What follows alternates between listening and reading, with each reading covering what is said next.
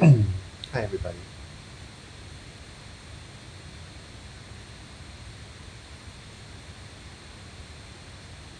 Let's just be still for a few moments and give people a chance to roll in if they're coming.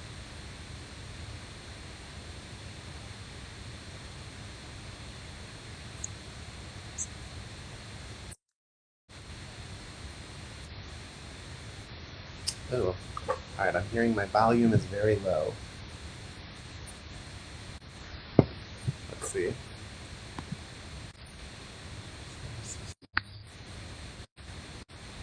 Well, is that any better? Is that any better?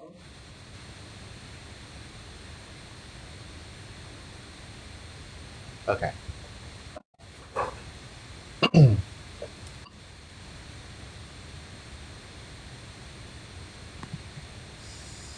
So let's see. I'm going to mute you guys because I can hear myself as an echo.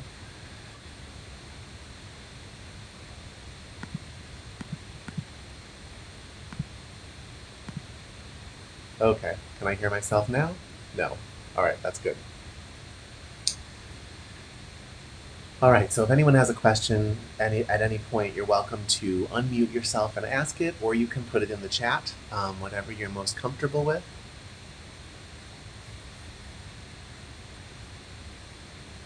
But let's step into meditation. There are some teachings coming through tonight that I'd like you guys focused for. So for anybody new, meditation in this class is watching the breath. So what we do is we leave our eyes open because you live with your eyes open. And you're just going to allow your eyes to fall to a spot on the floor in front of you or on the table in front of you. You're going to keep your attention high in your body around the forehead and the crown. Just kind of scratch that area, and that awareness that you have of the remaining feeling, that's what we're talking about. Just keeping your attention there. And from there, you're going to begin to breathe. As you breathe in, you are right there with that inhale. As you breathe out, you are right there with that exhale. And you are so deeply given to the inhale and the exhale that you are even aware of this silent nothing gap that presents itself in between the inhale and the exhale. You know, at the top of that inhale, right after it's done, but right before you exhale, there's this moment that is similar to when an orchestra stops playing, but right before the audience starts clapping, this little kind of opening of space.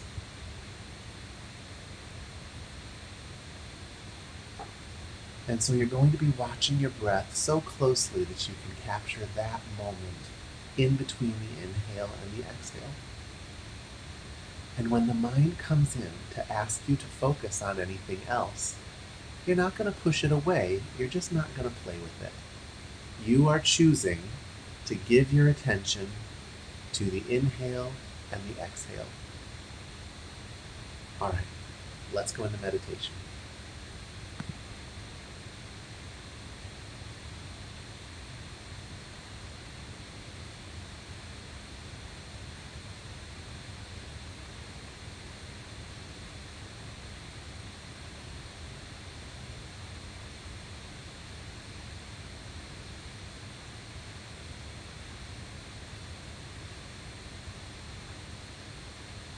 Step out of the day that you've had and step into your body.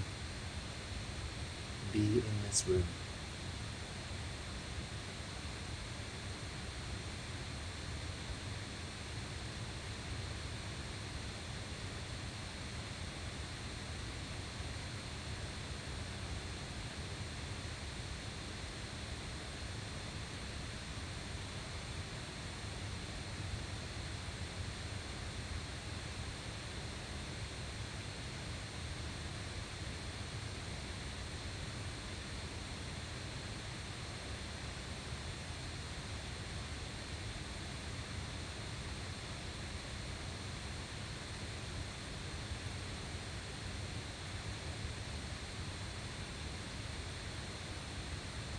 To be with your breath You're going to have to slow your attention way down.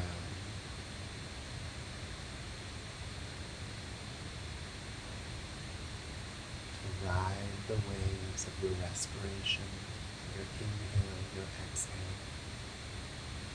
and the spaces between.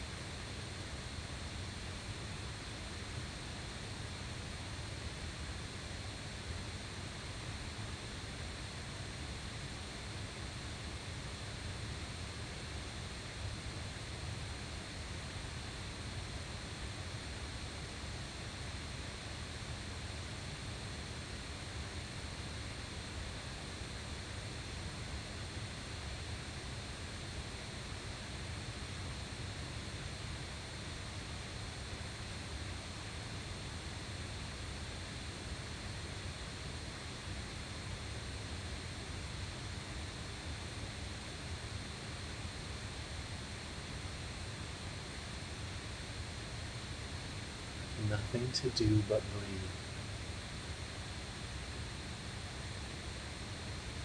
Let everything else go.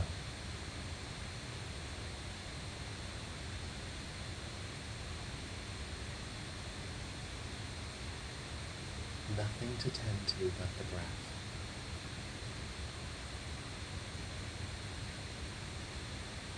Let everything else go.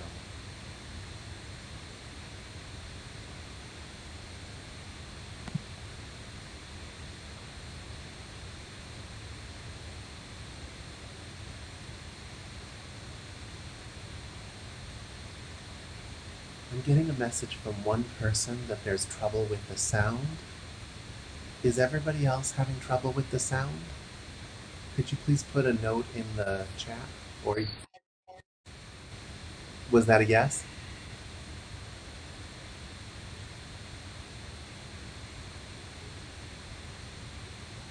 Yes. Okay, great. Let me try this.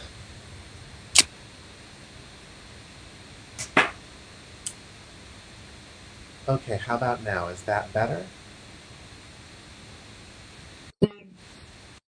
The same? All right.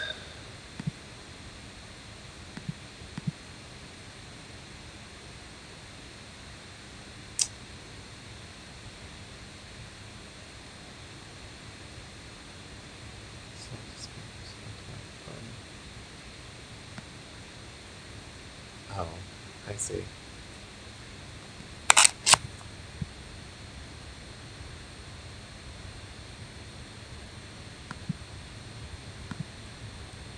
And what about now?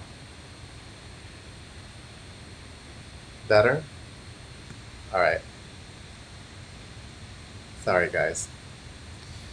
This technical world has some issues. Back into meditation, watching the breath.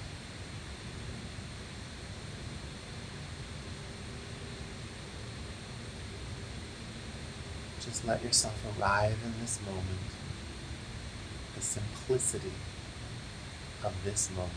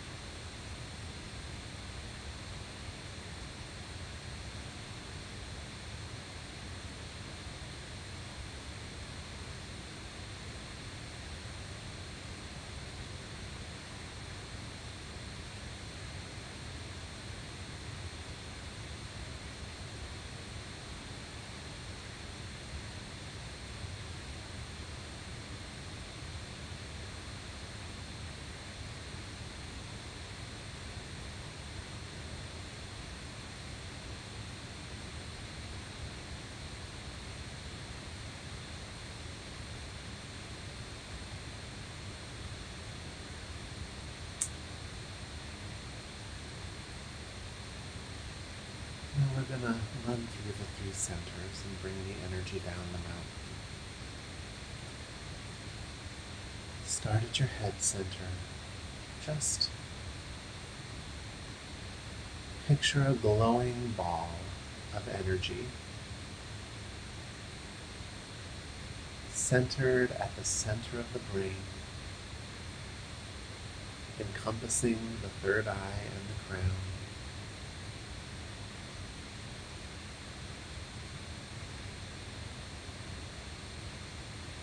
And just give your awareness to that center.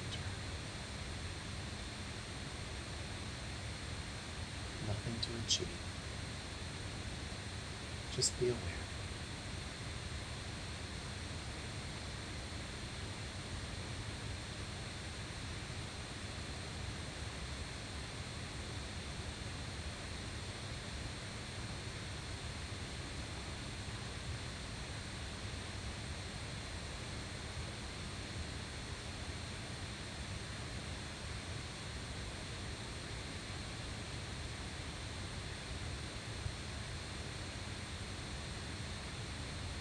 The center lies above your personal stories,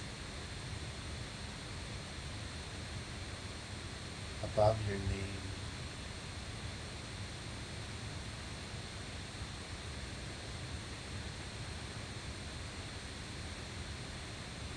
It is always fulfilled, always complete.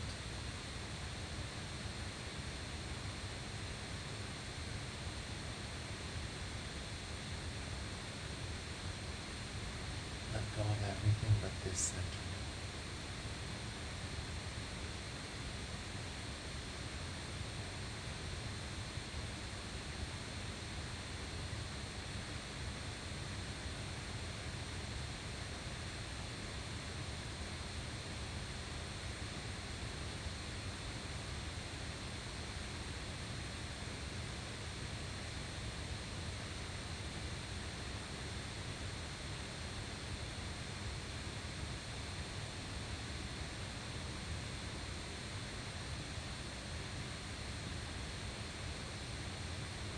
It's good. Your energy's cleaning up.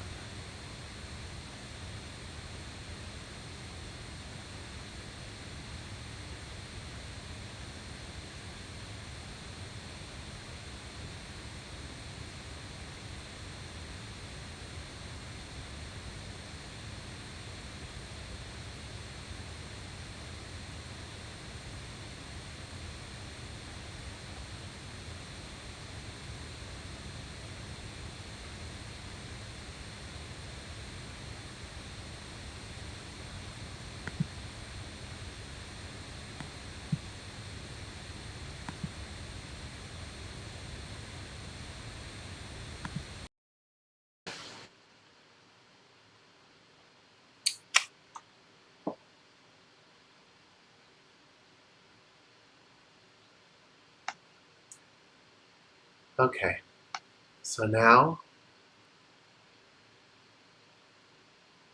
drop that energy down from the upper center into the center of your heart.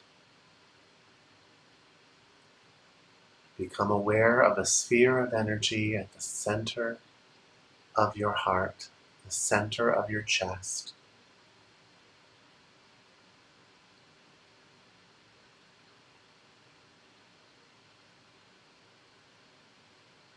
And just be at that center.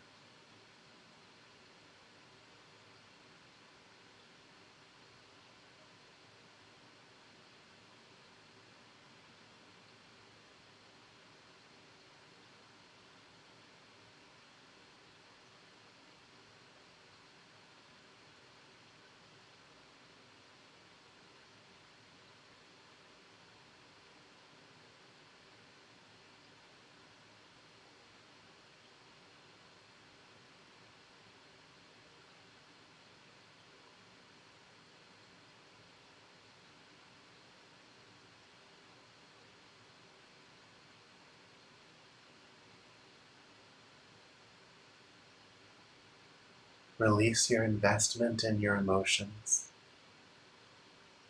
and just be at the heart center.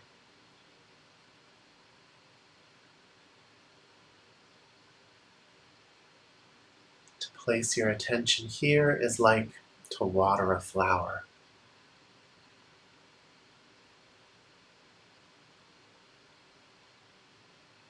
Let this center be what it is.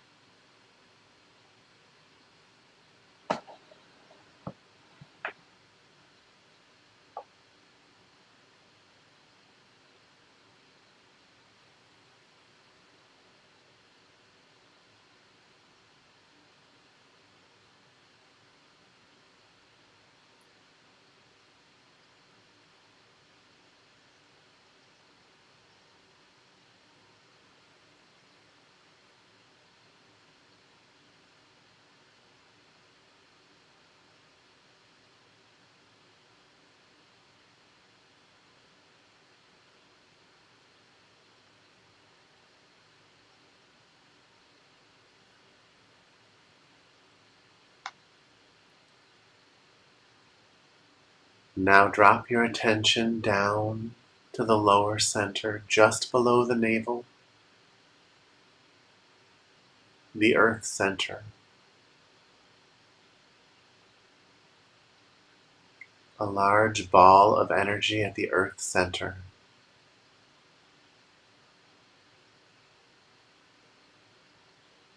Be in that grounded center.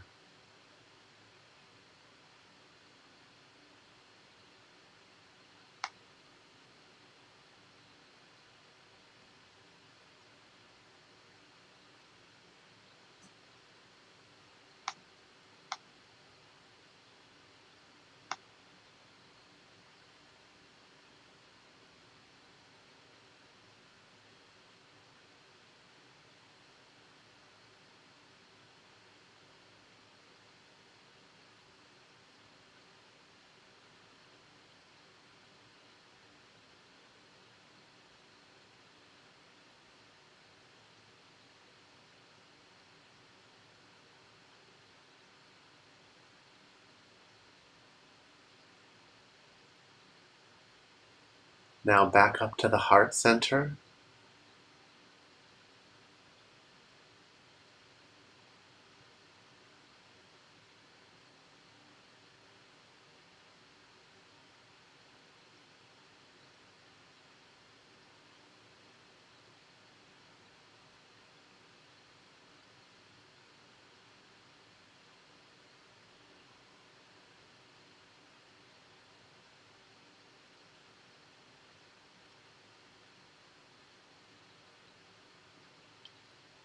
And return now to the head center.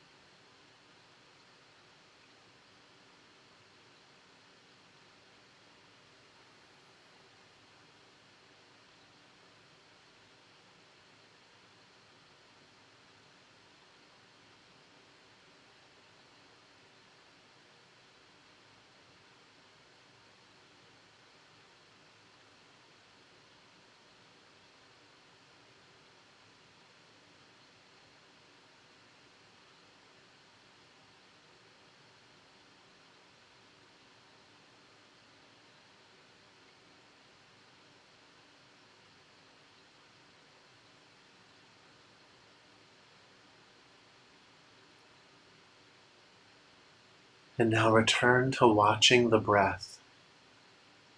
Attention at the forehead and crown. Be right there with the breath.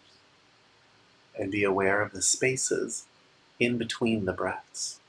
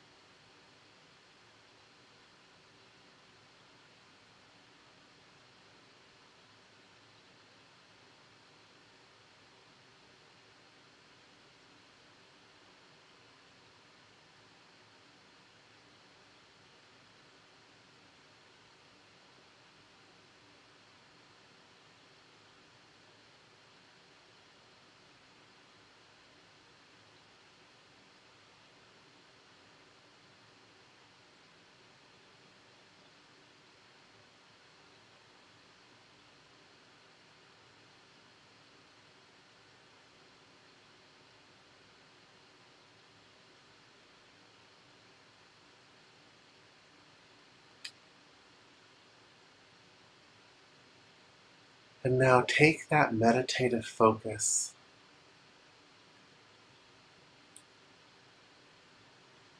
and transfer it to this entire moment.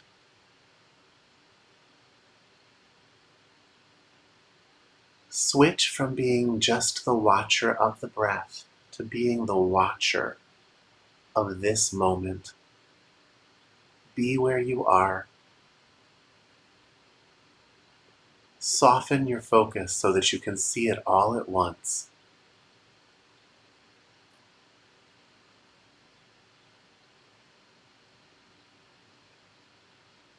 And just breathe in that space as the watcher of the moment.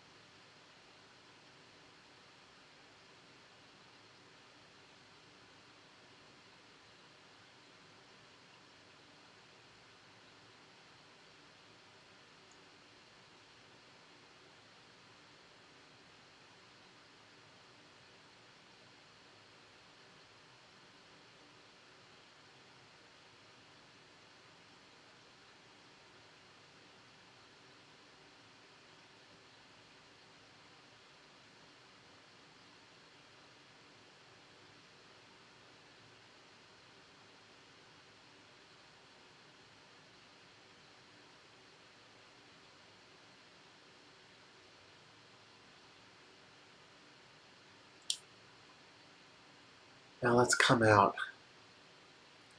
Keep your attention on the moment.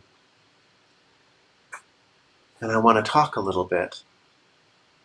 First, are you still having sound trouble?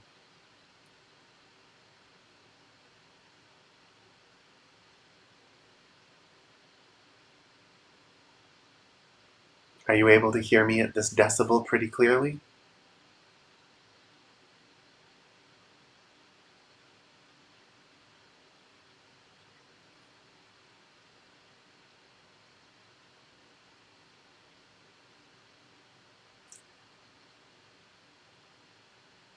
Okay, I can speak louder. Not sure what's happening.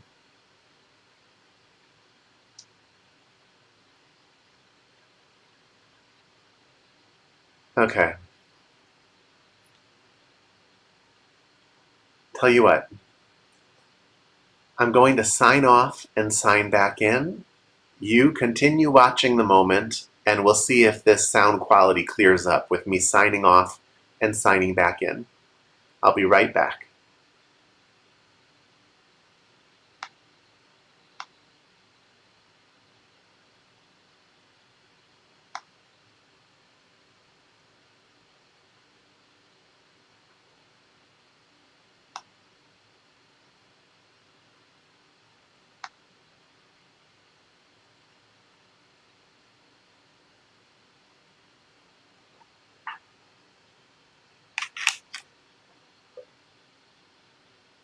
Testing, testing.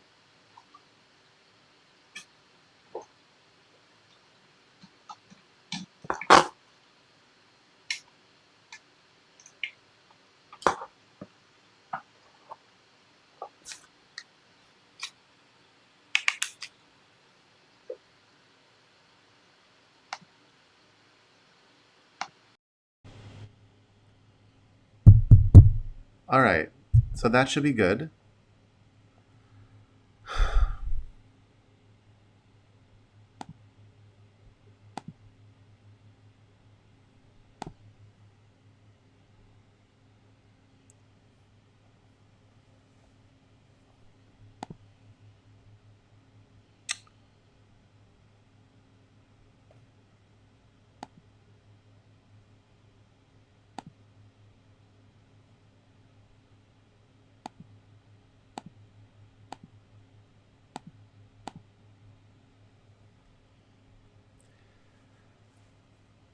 Okay, how about now?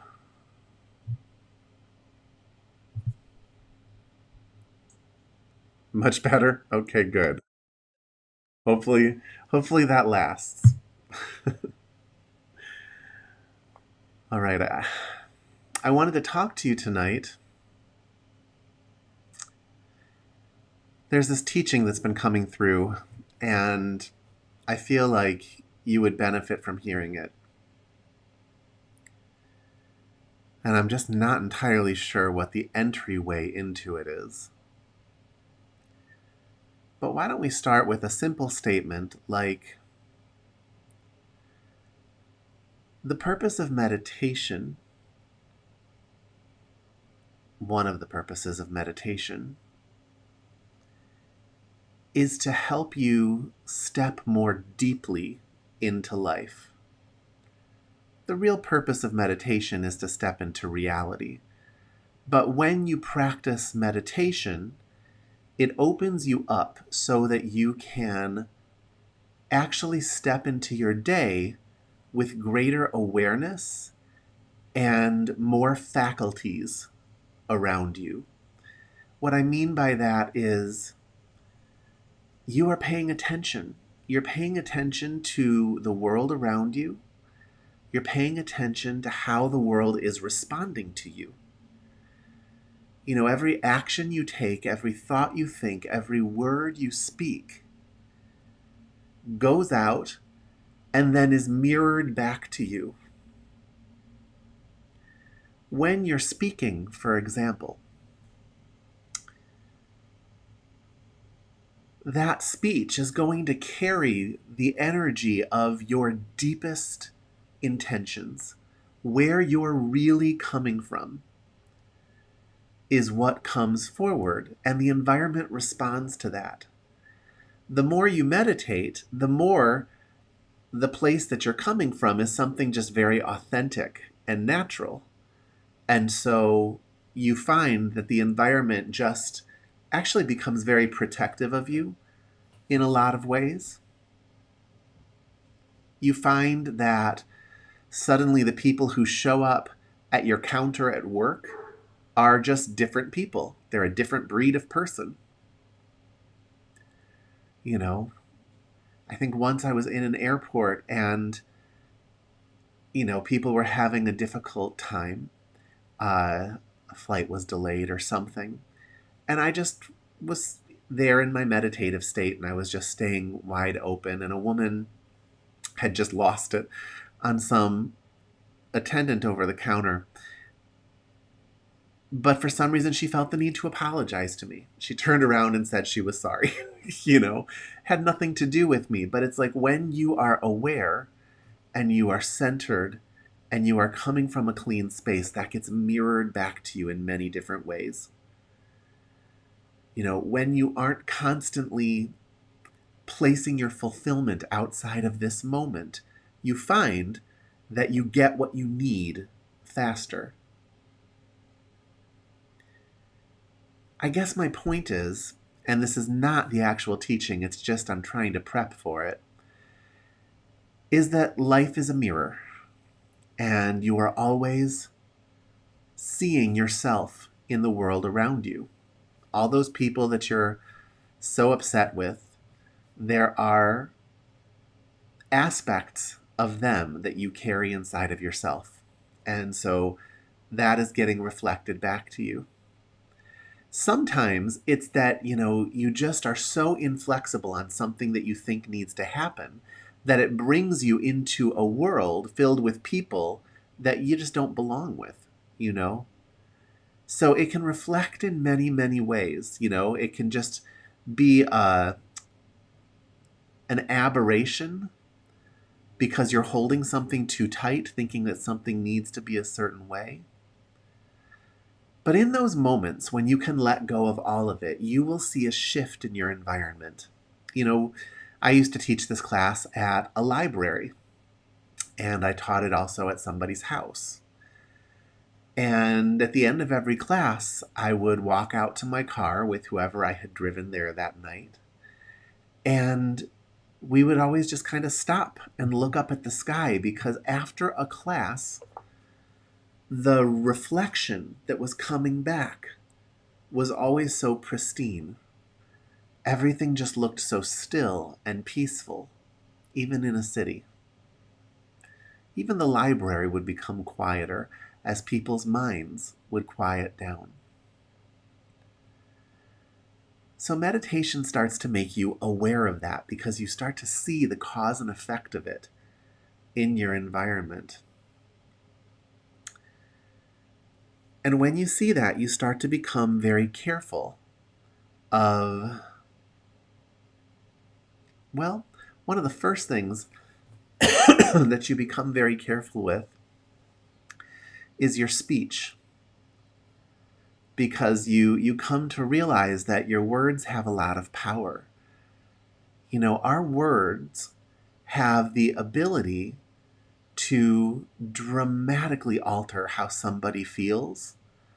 Our words have the ability to alter how our entire day goes. They have the ability to frame and tell an entire story that takes us and anybody listening in different directions. Speech is a powerful thing. And you know, when you think that everybody here actually has the power of speech, not just you guys, but every crazy person you work with has the power of speech.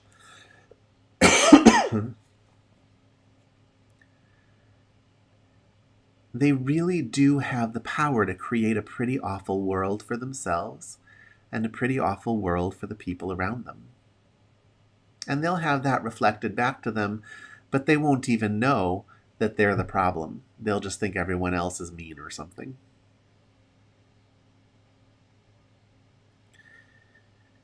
One of my main teachers had a shaman teacher who had given her 3 simple rules for speech. Her teacher told her, before you say anything, you need to ask yourself, is this true? Is this necessary? Is this kind? And if those 3 rules are met, then you can go ahead and say it. You know, it's funny. So many spiritual teachings read like bumper stickers. You know, they're so simple and they just seem like such easy answers. Funny thing about every single one of them, doesn't matter whether you pulled it out of a Bible or a Quran or a Torah or a shaman, the teaching that's handed to you usually is not what it looks like on the surface. You know, something like, is it true? Is it necessary? Is it kind? You know, I've always been one of those people that when I see anyone doing wrong, I call it out. It usually creates a lot of problems for me, but I call it out because it's just unacceptable. You know, I mean, it's a world of vulnerable people. Not everybody is capable of standing up for themselves, and so sometimes you have to shine a spotlight on wrongdoing. And when I say wrongdoing, I don't mean like at the governmental level. I mean, sometimes people just have power and they're misusing it. Power in different positions, sometimes just social power. And when nobody calls it out, that person actually can build their power by robbing it from others.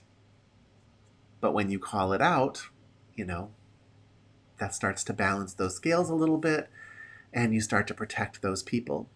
But my point is there, a lot of people often see me, you know, in my personal life as, oh my God, here he goes. You know, he's going to be the one that says the thing that nobody actually wants to hear. And yeah, sure, it's probably true. You know, I'm sure there's a way that it's true. But why can't he ever just shut up about it? You know, I think I'm often viewed as kind of surly. And the reason I can't shut up about it is because I have no interest in a world where people take advantage of other people. You know, this life is hard enough. It's even hard when you're doing everything right. So that's the reason. But it's funny when you run it through a simple filter like, is it true? Is it necessary? Is it kind? I think most people, if they were assessing me through that filter, at least in the early stages of their spiritual training, would be like, well, you're not even following that rule. Okay, is it true? Sure. Yeah, I'll give you true. But was that really necessary? And was it even kind? You hurt that person's feelings. You didn't make them feel the way they want to feel. And the funny thing is, and what I really want to say to you tonight, is that every one of those teachings runs so much deeper than you realize. And so I thought we could maybe go through that teaching tonight and just show you what that kind of a teaching looks like at a deeper level, so that you can understand that teaching, but also so that you can start really meditating on the teachings of your own personal religions with greater depth. So first, let's start with, is it true? That's a huge question. Like, just gigantic question. There's nothing simple about that question. It's not asking, do you believe it's true? It's asking, is it actually true? And that's the funny thing about words. Words are so relative to your viewpoint. There was once a time where I was leaving my teacher, and she knew that I was upset with some things that she had done. And I think she predominantly told me this because she didn't want me running around blabbing about her to people. But, what she said was, when you speak, make sure you just say exactly what happened. Don't interpret it in any way. Just say what happened. And the funny thing is, when you try and do that, do that this week. Take something that happened to you that you've always been kind of upset about, and take yourself out of it and just state what actually happened. What you're going to find is that there's no way to talk about anything that isn't slanted according to your viewpoint. There's nothing that isn't slanted according to your viewpoint. So, is something true requires deep, deep meditation. And by the time you're done, you'll probably just let go of it. At the very least, did it happen? Yes. But you need to do your best to remove all meaning from it, because you're the one assigning the meaning, and you're assigning it in a slanted way. Thing is, good luck speaking, because words all involve assigned meanings. Words are symbols with meanings assigned to them. And so there's actually no way to even do that in this rinky-dink universe we're all in. The only truth is the silence.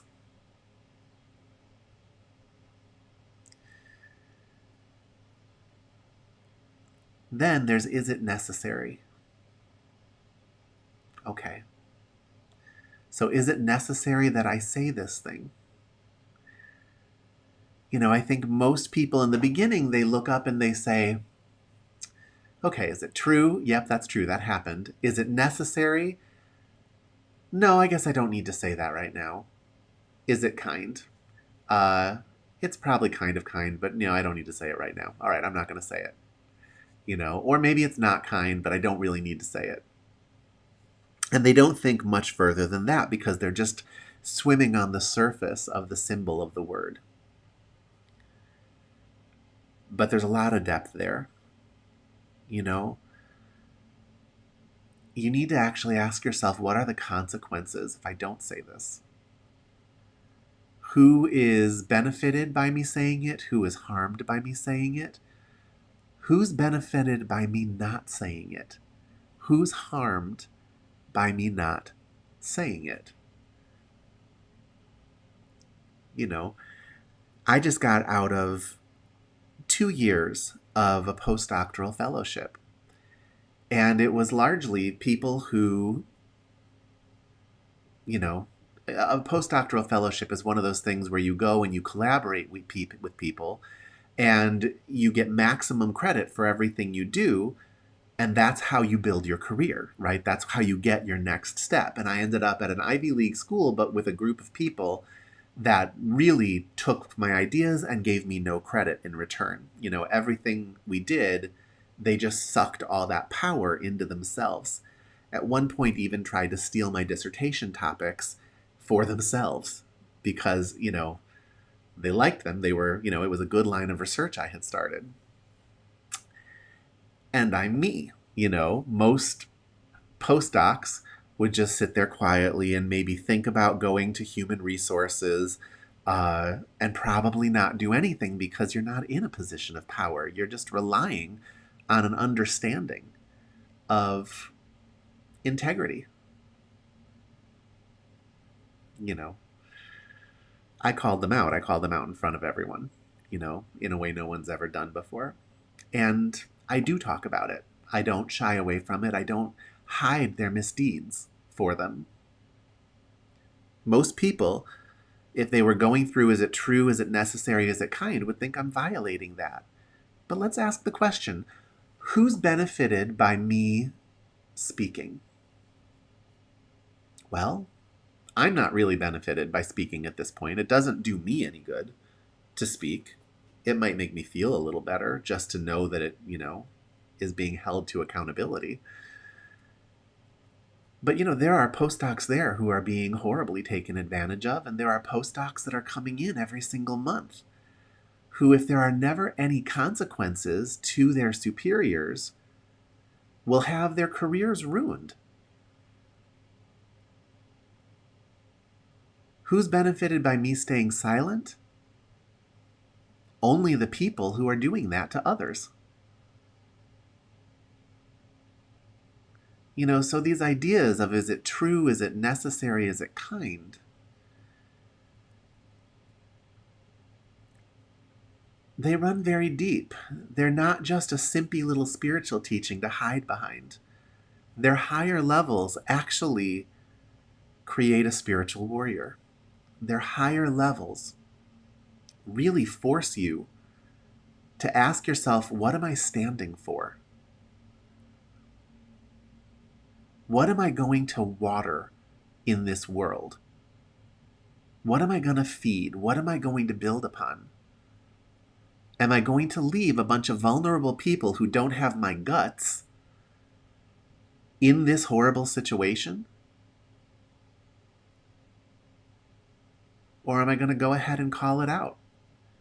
Create a bunch of uncomfortable situations, which I'm very good at that, and let these people know that what they did is wrong, and let their peers know that this happened so that there's some accountability, so that there's some shame involved, because shame is actually the appropriate emotion when you take advantage of vulnerable people.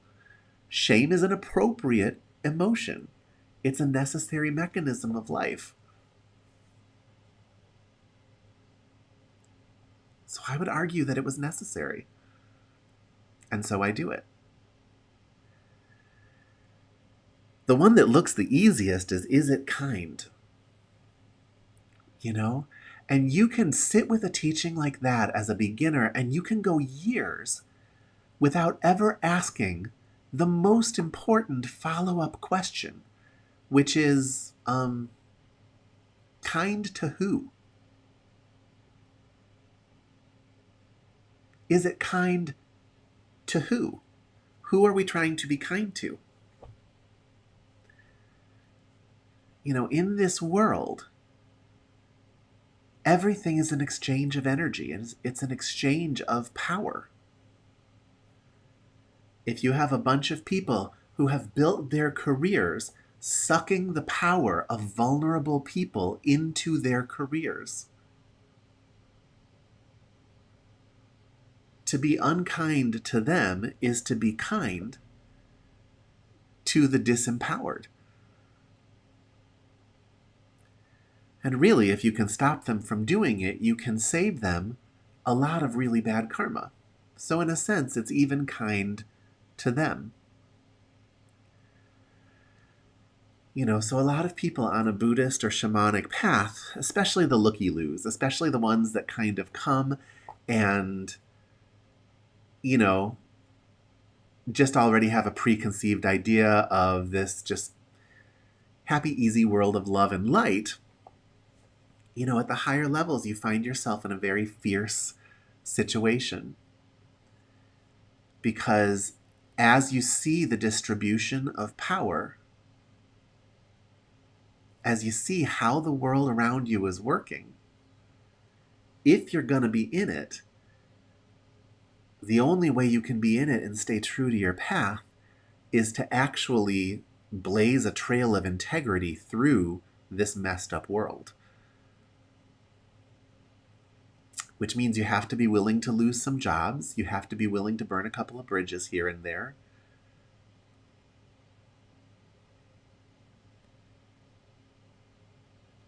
I'm not saying that you all have to do that. Until you're ready, I'll do it for you. But I want you to think about it. I want you to think about the things you see in this world and what you think you should or shouldn't do about it, or what you think your involvement should be. And I want you to ask yourself deeply, the action that you're thinking of taking or not taking, is it based on something that's true? Is it necessary?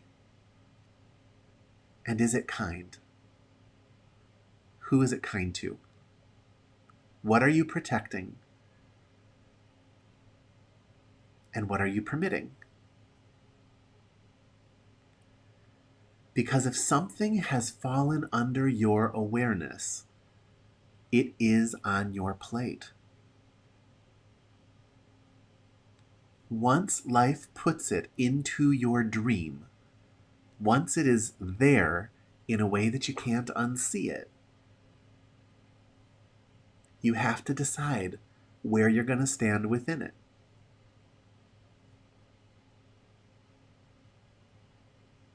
What's the true, necessary, and kind road through it? Maybe you can find a better or more gracious way to do it than I do it. And I'm always working on that. But nice and good are two different things. You can nice someone to death,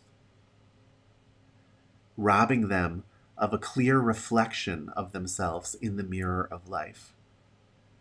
If someone is harming you or someone you love in any way, and you're just pretending it isn't happening, not only are you or your loved one being abused, but the person who's abusing is being robbed of a chance to see themselves clearly, to actually step out of an abuser situation.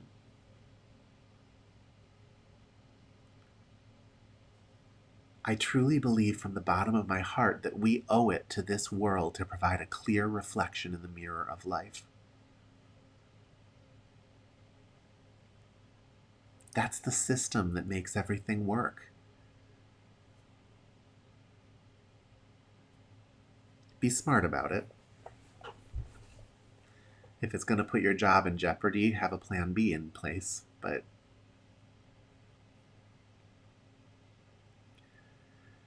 But my point is, I think, twofold. You need to be accurate reflections in the mirror of life. You can't hide and cover up other people's misdeeds, even the ones done upon you. And the simplest spiritual teaching is as deep as the ocean. And so don't skim the surface. If you're Christian, you have plenty to work with.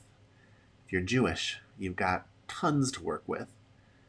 any religion you could possibly be has spiritual teachings that were handed to be understood on a very superficial level.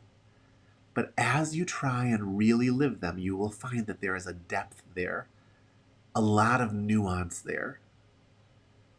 And if you're at the level that you're attending a class like this, then you are somebody who is ready to begin really diving deep. I mean, really, what else is there to explore in this world? And why be here if you're not living with absolute integrity to the best of your ability?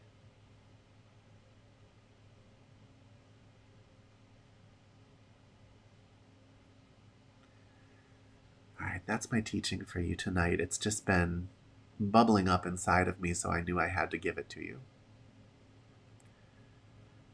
Are there any questions or comments about that?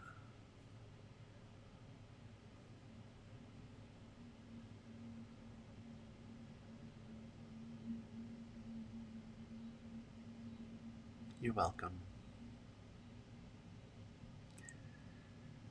So if there aren't any questions, then I'd like us just to go back into meditation for about 5 more minutes. And then we'll end for the night. Please.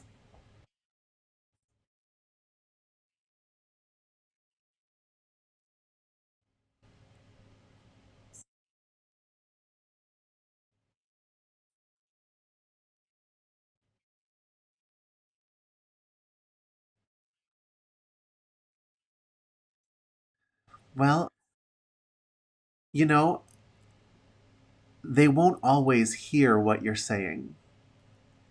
You know, sometimes your life is always reflecting truth back to you in a lot of ways. And that part of them that doesn't want to hear the truth is actually a part of them that will be suffering for the rest of their life. You know, that's a part of them that they're not dealing with. I think there's a distinction to be made between telling somebody what kind of a person they are versus honestly stating what that person has done to you. Honestly stating the wrongdoing that occurred. Right? We don't have to then interpret it for them. We don't have to say, and here's what this means about you.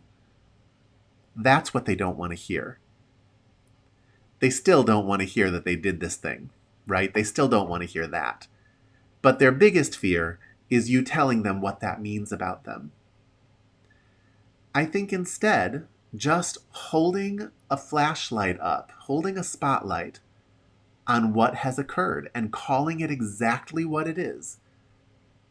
You know, a lot of times what I'll say to somebody is, you know, I understand that this doesn't sum up the totality of your being, but here's something you did.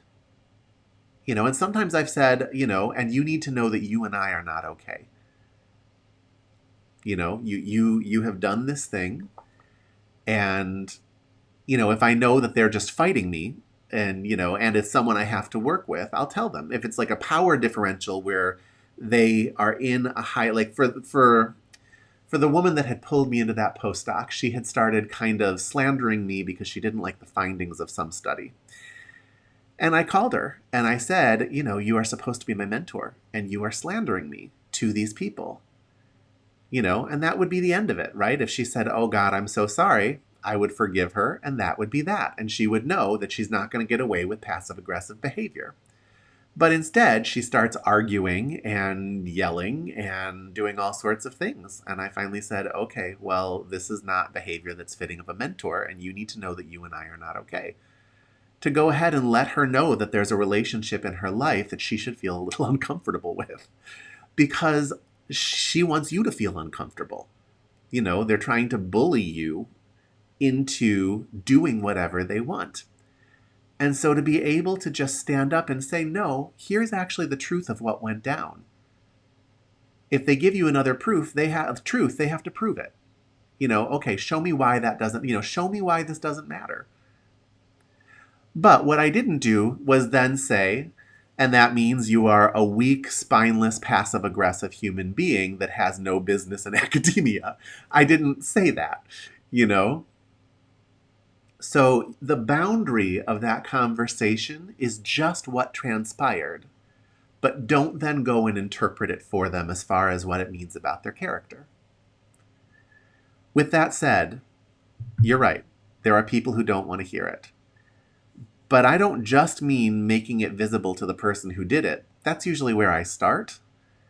But I won't hide it from their peers sometimes. If people ask me how that went, I tell them. I tell them what happened. Because people need to be accountable. They need to be accountable for what they're doing to everybody. It won't always make you popular. But as long as you are doing it judiciously, as long as you are doing it in a way where you're not just being self-indulgent, you are actually calling out a behavior that is harmful to more than just yourself.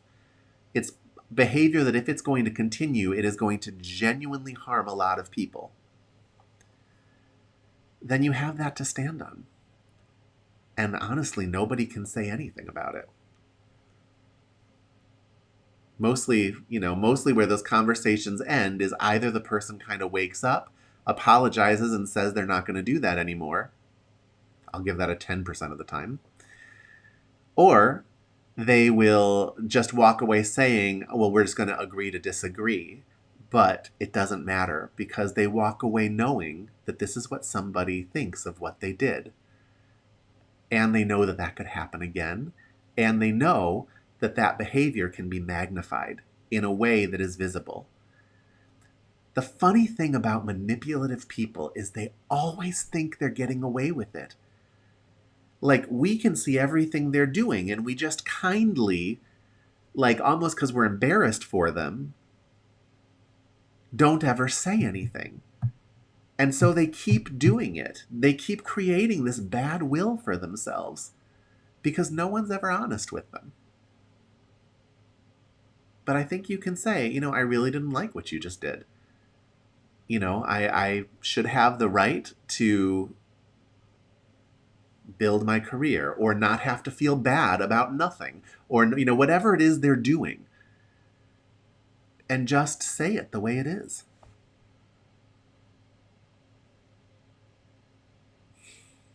Most of them will fall out of your life. And then, more and more you'll be in a world where people don't do that to you. And that's fine too. But you need to be a beacon of truth in this world. Someone's saying, some people who are inclined to bully and manipulate will totally back down when confronted with the truth. And that is actually true. That's actually true. I have to say, a lot of times they just say, oh, I'm sorry, I didn't realize. But in that moment, they're realizing. And that's value. You've given them something no one else ever gives them. And they might hate you for it, but you have initiated them in a line of intelligence. You have initiated them into a realization that's going to fester in them until they come to terms with it. You don't have the right to do that unless you see them actually doing harm in a way that it's on your plate. So that's if they do it to you, or if it is done in front of you in a way where it's almost like life is sending you a signal that, okay, you're to take notice of this. You are expected to act in those moments in ways that maintain your safety, of course. But,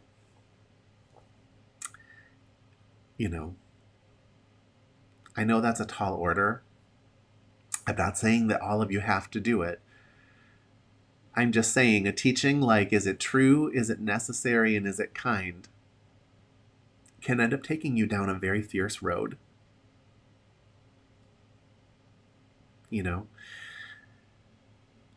Some people have teachings like live and let live.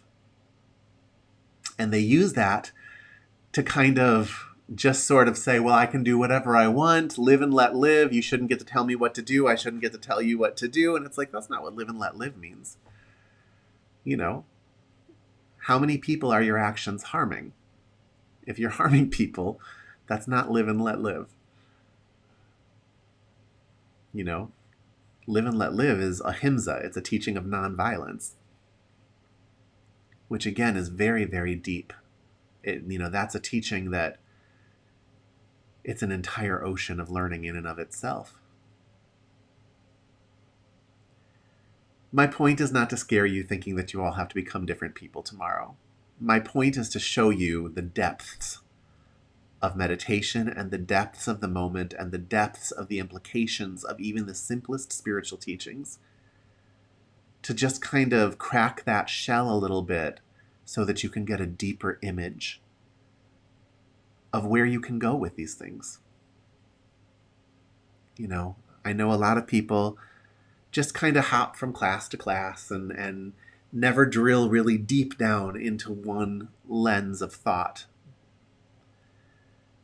But at the very least, pick teachings here and there and follow them to their end. Adopt them into your life, meditate upon them, and just go as deep as you can go.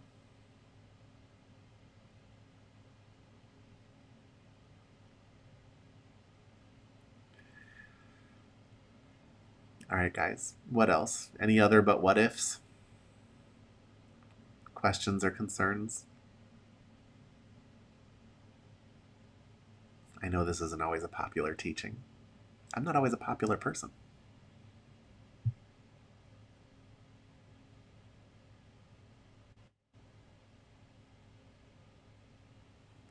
Okay. It's my pleasure. Thank you so much for being here. Um, yeah. All right. Look at that this week. Spend some time with it, and I will see you in a week. All right. Have a great night, everybody.